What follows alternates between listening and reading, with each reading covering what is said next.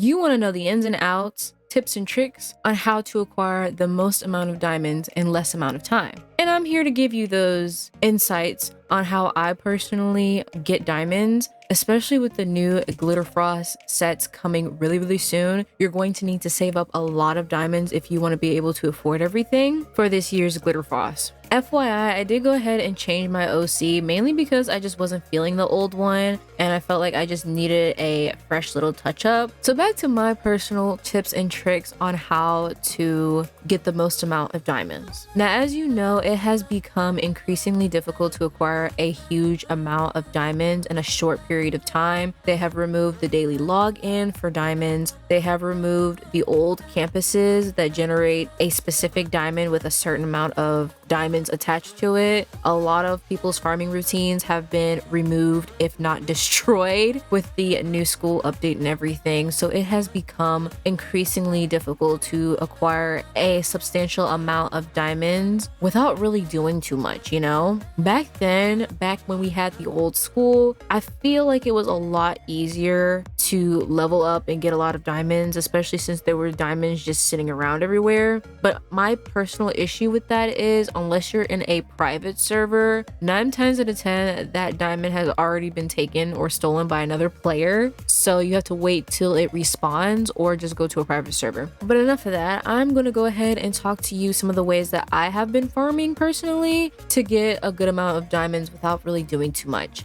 And the first method, which probably everybody knows by now, is profit trading. Now, I am not a expert when it comes to profit trading or trading in Royal High in general. Like, I'm still learning myself, but I'm just gonna give you a few tips and tricks that I learned. Obviously, you can go on YouTube and look up like profit trading videos and how to profit trade right. But the basics of profit trading is pretty easy. I was always kind of just scared to go into the trading hub because honestly, I'm a very introvert. I have a hard time with talking with people in real life, like in person, and then trying to talk to them through the computer and everything. Like, I just feel like it's even worse, you know, because I don't know these people. I don't know anything about these people. I don't know if they're in a good mood or a bad mood. So it definitely kind of freaked me out at first, and I was kind of shielded away from trading. But once I got the hang of it, it wasn't as bad as I thought it was going to be. So the main basic thing is very important is knowing the value of your items. If you don't know the value of your items, I suggest you go to a website called Tradery, which is basically a website that tells you the value or the price of a certain item in a game, like Flee the Facility, Adopt Me, etc., etc. There are lots of other games that have trading systems on there, but specifically using it for Royal High, it shows you how much the item is going for, how much it's worth, how much a certain set costs, and how much people are willing to buy it for.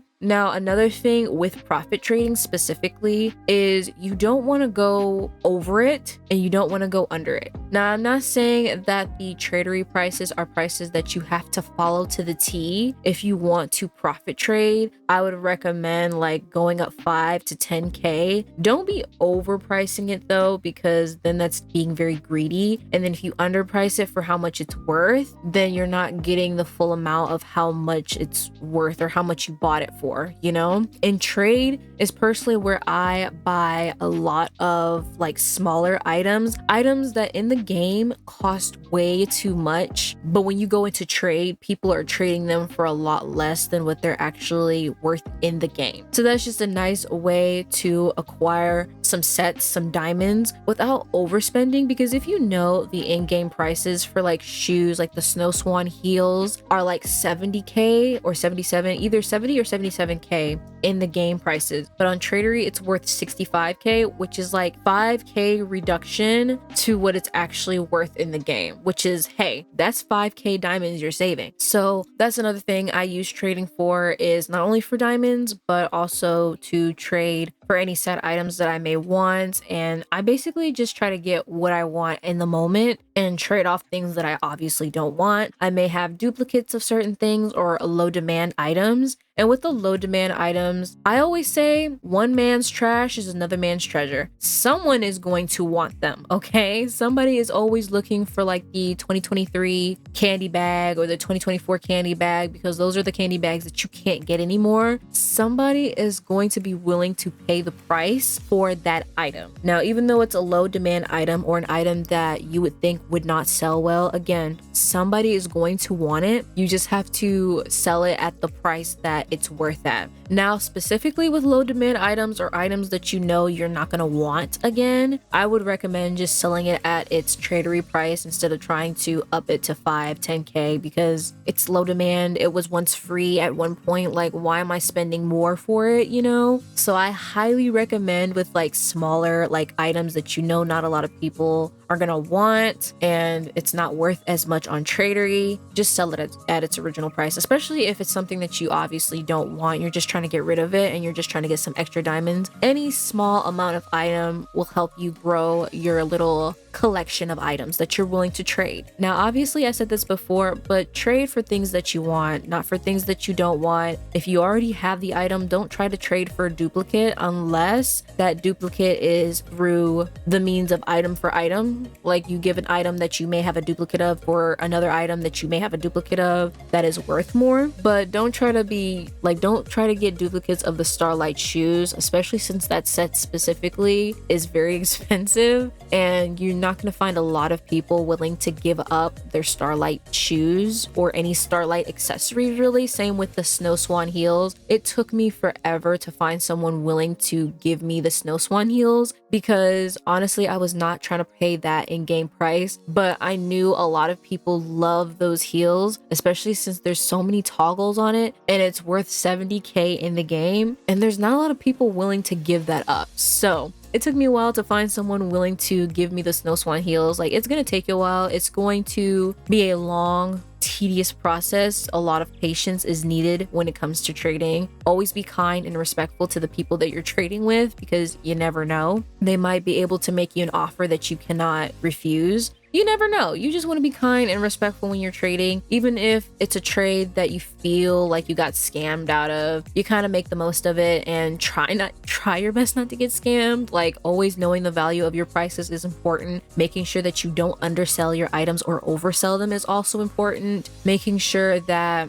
you know the value of whatever items that you're trading over the items that the other person is trading, so you don't overpay for an item. Me personally, I try to get items worth the exact amount it is on Tradery. If it's less than that, you know, that's up to them. But if it's way over that, then I'm not gonna buy it. Like, I'll just reject the trade. And don't be afraid to say no. Obviously, there's going to be people who are profit trading, trying to get a little bit of extra diamonds here and there. You know, it is what it is, but there's going to be those select few of people who are going to be very, very greedy and going to want more diamonds for a certain item that's not even worth that much. And it's okay to decline the offer or say no and try again another day. You know, for me personally, I usually spend like an hour or so a day in Tradery. Not every single day because I gotta go outside and touch grass, but I spend like an hour or so a day in trade because, like I said, this process takes a while. It takes a lot of time and patience. I also in my bio have like trade me to see shop, and then sometimes next to it I say fit not for trade, basically to say fit not for trade. But when you have the trade me to see shop, that's basically anything and everything under the sun. Okay, wings, clothing items, accessories, dorm accessories, things like that. Like, whatever you're willing to trade, you put it up for trade. When it comes to sets specifically, I'm usually trying to sell the most expensive set. Like the steampunk set is almost the most expensive diamond set. Like, it's not like a diamond set, it's like candy set. And to be quite frank, I would recommend you, if you're trying to get the entire steampunk set, to just farm for candies every hour. Like, it's not worth paying how much it's worth on trade for it. But when it comes down to supply and demand, when the Halloween season disappears for the year, a lot of people are going to start trying to sell off their Halloween items for the price that it's worth on Tradery, because there's no other way to get it and people are going to want it more when it's off sale. So usually I try to sell those type of items when the season is gone, because no one has any other way to acquire it. So you either have to trade for it or wait for the next year for it to come around. But back to the steampunk set, it is a very expensive diamond set if you're paying for it in diamonds trading with somebody, but I feel like it's a lot more cheaper when you just grind and farm up the candies for it. It'll be a lot more worthwhile that way. And I know that the boots and the bodice sell for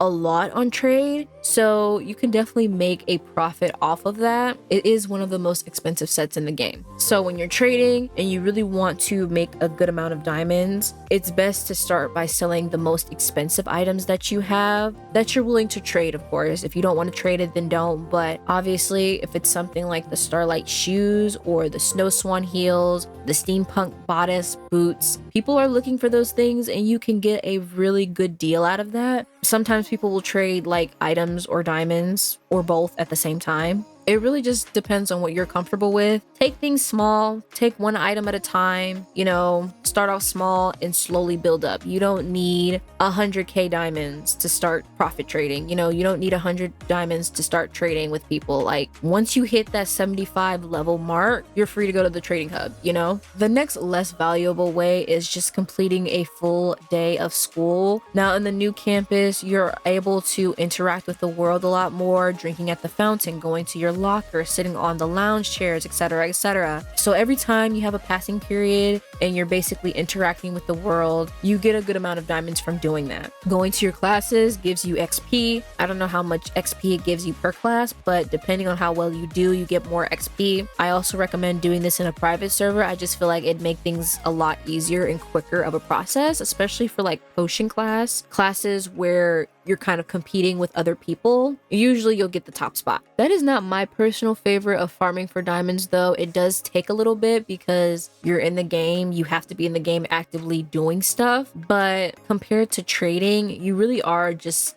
sitting there waiting for somebody to trade with you, or you trade with them, and you really don't have to do much. But when you're doing a full day of school in the game, it does optimize your time of being in the game to get more rewards out of it. Another way to get diamonds is to basically spin the wheel and doing your fountain. Every hour and 58 minutes, I think the fountain refreshes. So basically every hour you can go wish at the fountain. And then the wheel, you want to do that every single day because you may have a chance at winning diamonds. Sometimes you may win death, but if it's an item that you already have in your inventory, then usually it'll give you like 100 to 300 diamonds or so. It's not like a sustainable way to acquire diamonds, but if you just need a little push up for an item or something like that, that definitely helps to get diamonds as well. Another unpopular way for you to gain diamonds and XP in this game is to do the Sunset Island, basically dress up competition. Now, if you know how to dress up and decorate your character and get top 3, you can win a lot of diamonds and XP from doing that. That's not my personal way. I hate being timed to dress up anything because if it's just something I don't like, I end up getting really irritated about it. And I'm just like, I could have done this and I could have done that, but it's too late.